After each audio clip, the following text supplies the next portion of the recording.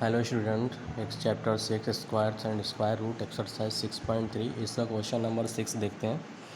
इसमें दिया हुआ है for each of the following numbers find the smallest whole number by which is should be divided so as to get a perfect square. मतलब एक ऐसा smallest number find करना है जो एक परफेक्ट स्क्वायर रूट हो। Also find the square root of the following number so obtained, मतलब जो नंबर हमारा परफेक्ट स्क्वायर मिलेगा उसका फिर स्क्वायर रूट फाइंड करना है। अभी इसके पहले वाली एक्सरसाइज में हम लोगों ने डिस्कस किया हुआ था, वहाँ पर दिया हुआ था मल्टीप्लाई करना था वहाँ पर, लेकिन यहाँ पर डिवाइड करना है। जब मल्टीप्लाई करना होता था तो आप देखते थे जो नंबर यहाँ गिवन होता था उसमें जब इसका हम प्राइम फैक्टराइज करते थे तो वहाँ पर एक ऐसा नंबर मिलता था जिसका पेयर नहीं बनता था। ठीक है, तो उसी नंबर से मल्टीप्लाई कर दिया करते थे। लेकिन यहाँ पर जिस नंबर यहाँ पर डिवाइड करने की बात है तो जाहिर सी बात है जो नंबर हमें मिलेगा उसमें कोई एक नंबर ऐसा होगा, प्राइम फैक्टराइज करने पर एक नंबर ऐसा मिलेगा जिसका पेयर नहीं बनेगा। अब जिसका पेयर नहीं बनेगा उसी नंबर से इसमें हम डिवाइड कर देंगे, और डिवाइड करने पर आपको ये क्लियर होना चाहिए कि जब इसको डिवाइड कर देंगे तो ये नंबर इससे कम हो जाएगा, है ना। तो यहाँ पर हम लोग सॉल्यूशन में पहला क्वेश्चन ले लेते हैं।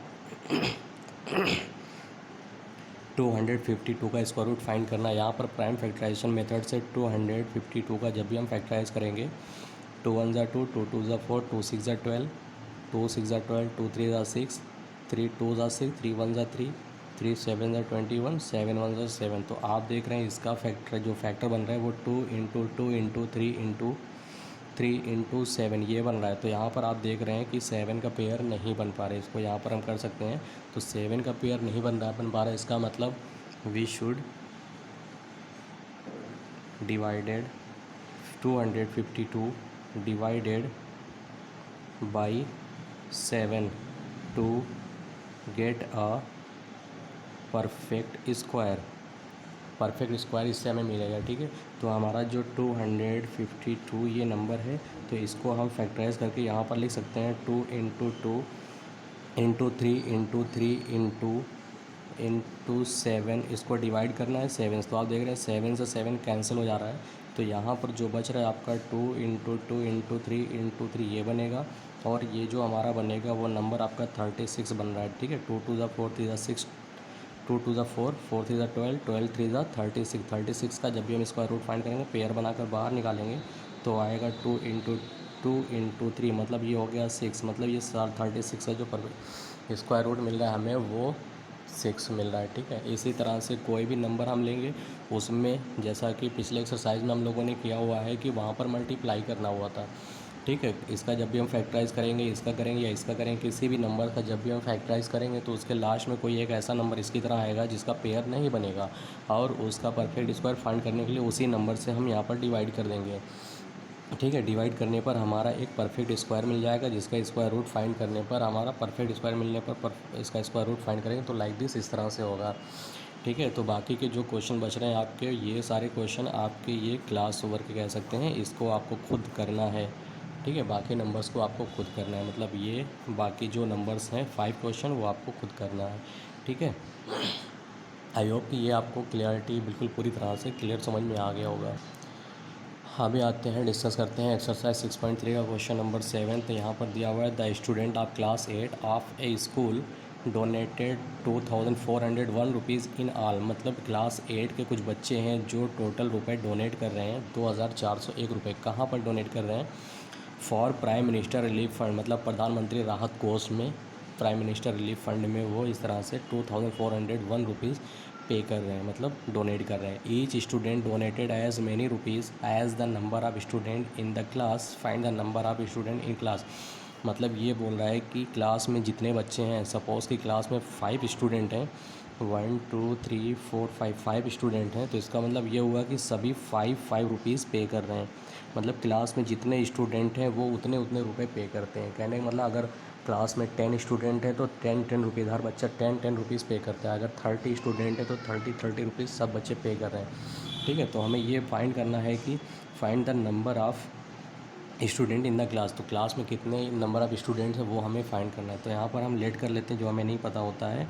Late the number of students equal to x कर लेंगे, है ना। रुपए डोनेटेड, ठीक, जितने बच्चे हैं उतने रुपए डोनेट कर रहे हैं। कितना डोनेट कर रहे हैं? 2401 रुपीज़ इक्वल इसका जब मल्टीप्लाई कर लेंगे तो हो जाएगा ये एक्स स्क्वायर। तो यहाँ पर जैसे ये होता है आपका एक्स स्क्वायर इक्वल टू 2401, जहाँ जब यहाँ से हम स्क्वायर हटाते हैं, स्क्वायर यहाँ से हटाएंगे तो सामने वाला जो ये होगा ये रूट में बन जाएगा 24001। अब इसका हमें स्क्वायर रूट फाइंड करना है by the prime factorization method से 2401। तो आप देख रहे हैं ये किससे डिवाइड होगा? 2 से तो डिवाइड नहीं हो सकता क्योंकि यहाँ पर लास्ट में आपका ऑड नंबर है, ठीक है। 3 से देखते हैं, 3 8 ज़ा 24, ये 1 बचेगा, 3 से नहीं होगा। 5 के टेबल में लास्ट में 1 नहीं होता है। 7 से देखते हैं, 7 3 ज़ा 21, तो 4 में से 1 जाएगा, 3 0 हो गया। 30 7 4 ज़ा 28, 2 बचेगा, 21 7 3 ज़ा 21। फिर 7 से करते हैं, 7 4 ज़ा 28 आएगा, ठीक है। तो 14 में से 8 गया 6 और 63, 7 9 ज़ा 63। फिर 7 से, 7 7 ज़ा 49 और 7 1 ज़ा 7। तो मतलब ये हो गया आपका 7 इंटू 7 इंटू 7 इंटू 7, पेयर बना देंगे दो दो का, तो बाहर हो जाएगा 7 इंटू 7, मतलब 7 7 ज़ा 49। एक्स की वैल्यू हो गई 49, मतलब एक्स क्या है? Number of students. Number of students जो हैं वो कितने टोटल नंबर हैं? 14 है, मतलब 49 स्टूडेंट्स हैं और हर एक बच्चा 49 rupees prime minister relief fund में डोनेट कर रहा है, ठीक है। लाइक दिस, इसी तरह से इसका नेक्स्ट क्वेश्चन जो दिया हुआ है क्वेश्चन नंबर 8, यहाँ पर ऐसा क्वेश्चन है कि 2025 plants are to be planted in garden in such a way that each row contains as many plants as the number of rows. Find the number of rows and the number of plants. मतलब जितने, इस तरह से अगर हम बोल सकते हैं कि कितने बच्चे थे यहाँ पर, कितने कितने रुपए पे किए, नंबर ऑफ़ स्टूडेंट जितने होंगे उतने ही नंबर ऑफ़ रुपीज़ भी होंगे, ठीक है ना। तो इसी तरह से इसमें भी यहाँ पर बोला हुआ है, बिल्कुल इसी तरह से इसमें भी बोला हुआ है कि मान लो कि अगर रो आप जानते हो ना, ये जो प्लांट की रो होती है इस तरह लाइन से, ये प्लांट मान लो कि 3 रो हम बना रहे हैं, तो हर रो में उतने ही प्लांट है जितनी की रो है, ठीक है। 1 2 3 रो हो गए, 3 रो में 3 प्लांट हो गए। इसी तरह से आपको ये फाइंड करना है कितने रो हैं और कितने प्लांट होंगे। तो यहाँ पर हम फाइंड कर सकते हैं सॉल्यूशन में, लेट कर लेंगे, let number of row equal to x, ठीक है। नंबर ऑफ प्लांट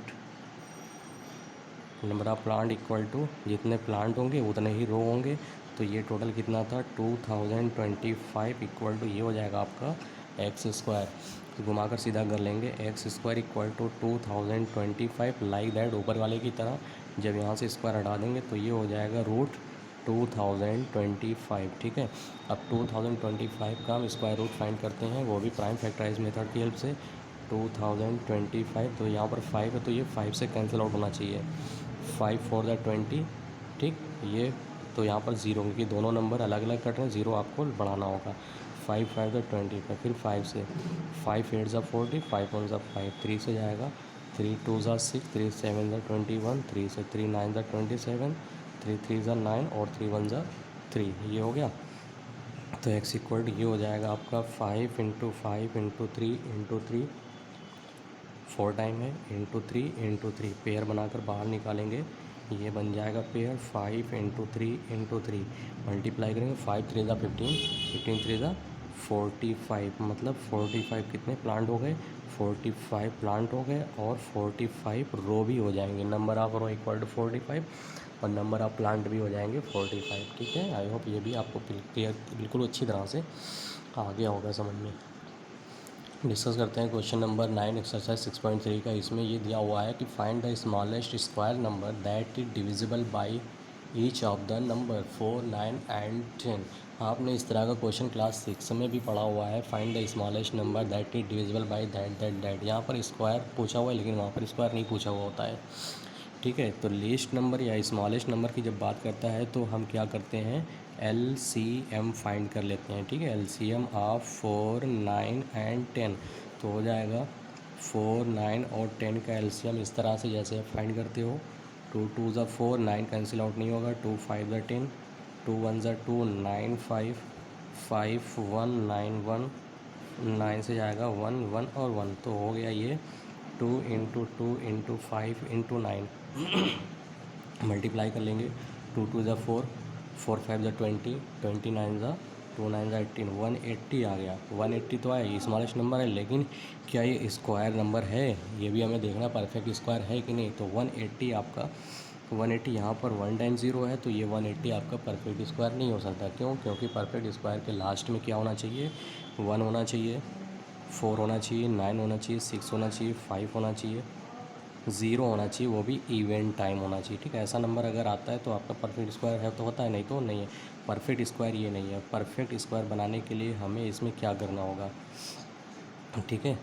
तो परफेक्ट स्क्वायर हमारा ऐसा होना चाहिए जिससे ये मल्टीप्लाई किया जा सके, जिससे ये एक ऐसा नंबर जिससे ये सभी नंबर डिवाइड किए जा सकें। तो परफेक्ट स्क्वायर करने के लिए हमें करना क्या होगा, आप देख रहे हैं परफेक्ट स्क्वायर बनाने के लिए एक चीज़ ये भी होती है कि ये दो नंबर आपके क्या होते हैं, पेयर में होने चाहिए। ये पेयर में, ये पेयर में नहीं, ये पेयर में नहीं है। तो हमें क्या करना है, इस पूरे नंबर्स को 5 और 9 से मल्टीप्लाई करना होगा। मतलब 180 इसका मल्टीप्लिकेशन तो हो गया, यानी कि 5 × 9 एक बार और मल्टीप्लाई कर लेंगे, है ना। तो हो जाएगा 180 × 9 5 = 45। अब 180 का 45 से मल्टीप्लाई करेंगे। 180 को 45 से, 0 5 8 = 40, 5 1 = 5 4 9, 0 4 8 = 32, 4 1 = 4 और 3 7 0 0 1 8। ये हो गया 8100। ये एक ऐसा परफेक्ट स्क्वायर नंबर है, ठीक है। एक ऐसा स्क्वायर नंबर है जिसको आप 4 9 और 10 से पूरी तरह से कम्प्लीटली डिवाइड कर सकते हैं, ठीक है। इसी तरह से इसका नेक्स्ट क्वेश्चन नंबर 10 है, आपको find the smallest square number that is divisible by each of the following numbers, each of the numbers 8 15 and 20। Like that ऊपर वाले की तरह बिल्कुल आपको इसको भी करना है। ये आप खुद करेंगे, ये आपके लिए होमवर्क होगा, ठीक है। इसमें भी आपको LCM फाइंड करने के बाद ही जो नंबर पेयर नहीं बनेगा उसका वहाँ पर मल्टीप्लाई कर देंगे। आपका जो नंबर बनेगा वो आपका परफेक्ट स्क्वायर बनेगा। आई होप कि ये आप अंडरस्टैंडिंग आपको पूरी तरह से समझ में हो गई होगी, ये आप पूरी तरह से समझ गए होंगे, ठीक है ना। इसको आपको पूरा कंप्लीट देखकर उसके बाद ये सारे क्वेश्चन खुद से करना है, ठीक है।